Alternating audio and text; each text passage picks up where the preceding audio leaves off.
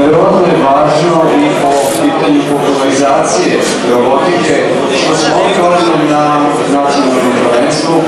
imali i srednjoškolske ustanove, dakle, Nemanjka, Podmlatka i verujem